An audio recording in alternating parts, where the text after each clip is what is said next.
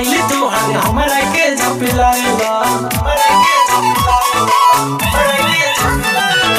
हमसे कुछ छुपावेला लागे दूसरा से बतियावेला मांगी जब मोबाइल तोहर हमरा के झपिलाएला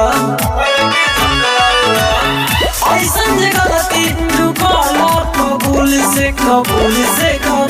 से खुद जाए राजा जाके दोहरी के भूल से खुद जाए राजा जाके मोह वाला फूल से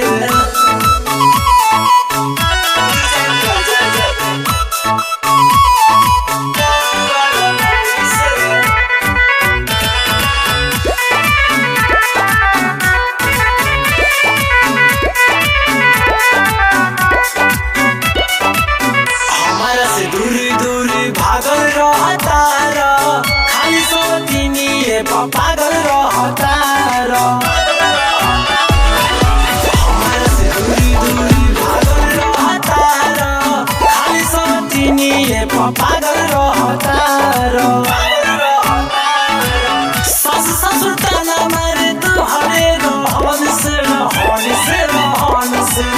खुद जाए राजा जाके दोहरी के भूल से खुद जाए राजा जाके मऊ वाला फूल से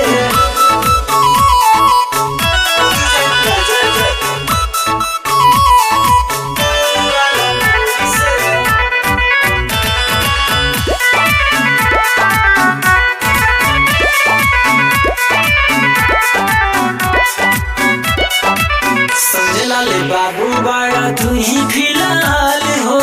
काहे तू बदल गइला बोलू राज हो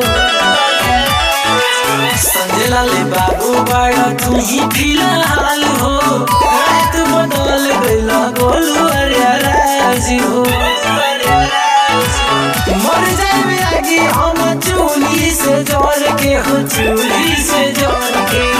खुद जाए राजा जाके दोहरी के फूल से खुद जाए राजा जाके मऊ वाला फूल से